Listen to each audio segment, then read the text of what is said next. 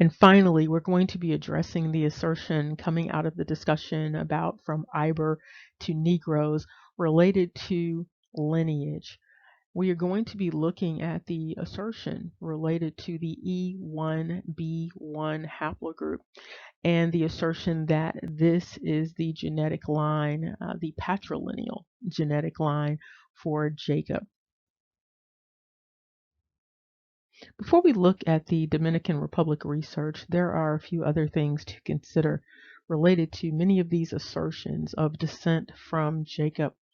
First of all, we don't actually have Jacob's Y haplogroup. We don't have Isaac's Y haplogroup. We don't have Ishmael's. We don't have Abraham's.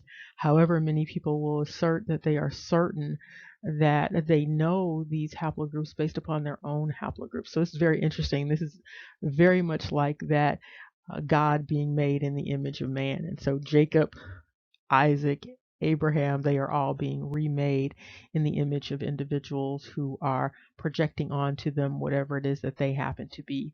And this is coming up pretty often with E1B1 and then R1B. But for this discussion, it's really related to the E1B1 assertion. Another issue that people need to be mindful of is that there's a theory about matrilineal descent. And so that theory also does not hang together completely because unless we are talking about Dinah, we don't really have a matrilineal line coming from Jacob that we know of. And so matrilineal descent, when there is a patrilineal paradigm, it just does not hang together. And for this particular situation, that does not fit with this lineage dynamic for Abraham, Isaac, Jacob. And so there are a number of, sort of large holes in some of these theories, but oftentimes individuals are not addressing these holes, and so therefore individuals are left with all sorts of questions. But when there's something that does not comport with whatever your theory happens to be, it's important that you address those confounds so that you can either strengthen your argument, alter your argument, or just rethink the entire paradigm. And so if you are not able to entertain those things that serve to poke holes in your arguments, then it's going to be difficult over time for people to accept whatever it is that you are saying when they see the holes and you won't acknowledge the holes.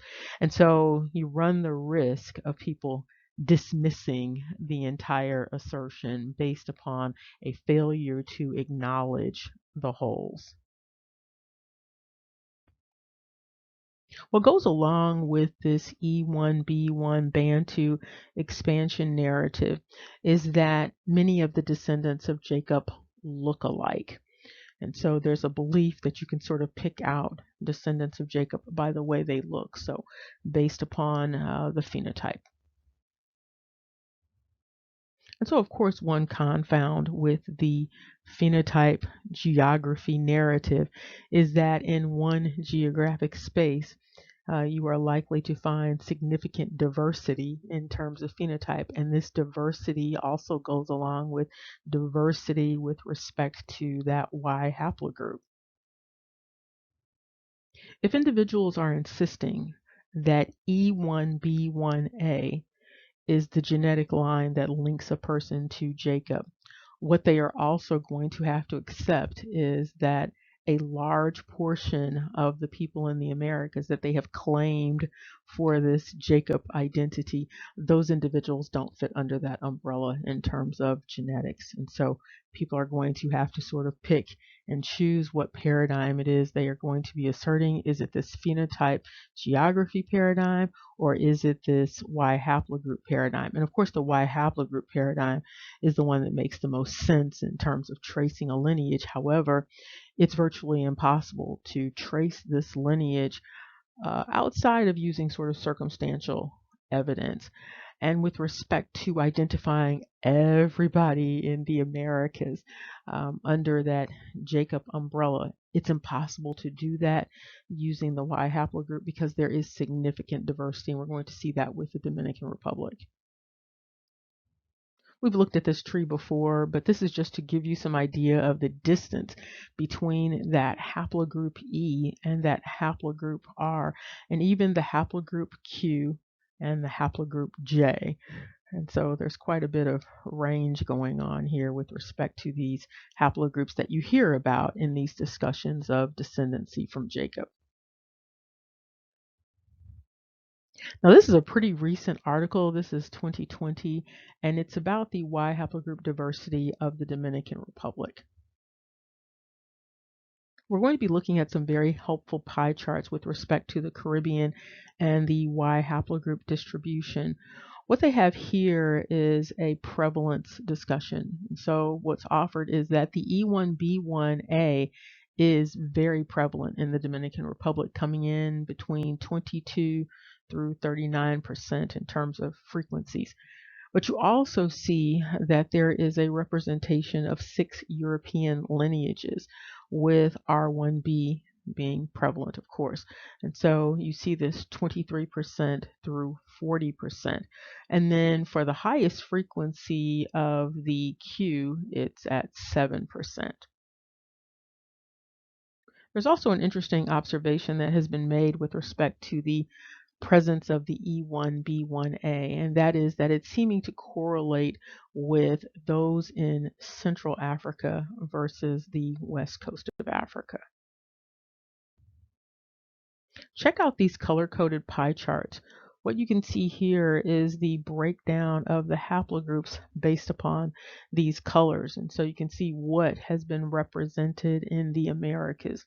And so you have haplogroups B, E1A, E1B1a, E2, E1B1b, G, I, J1, J2, R1a, R1b, R1b again, T, and Q. So there is quite a bit of patrilineal diversity going on here that goes far beyond this E1B1 dynamic, and also goes far beyond the R1b dynamic. And so it's not possible, based upon those assertions related to E1B1 and R1b, it's not possible to label everyone in the Dominican Republic, in Puerto Rico, in Haiti, Jamaica, Cuba, and the United States. It's not possible to label all of the men as men having E1B1a or R1b. Because that's what's being used to assert this connection to Jacob. And that's what's being used to label an entire geographic space after one of the sons of Jacob. And so these things have to be taken into consideration, and these things have to be addressed when these assertions are being put forth. If people can't address the confounds, then it sort of weakens the argument. They should be able to address anything that is in contrast to or in conflict with whatever it is that they are presenting. And this is a big contrast that people need to address who are asserting this E1B1 geography phenotype narrative. Finally, the E1B1 narrative has to make room for the significant diversity that is found within the Americas. And so clearly, not everyone in the Americas is descended from this E1B1 line.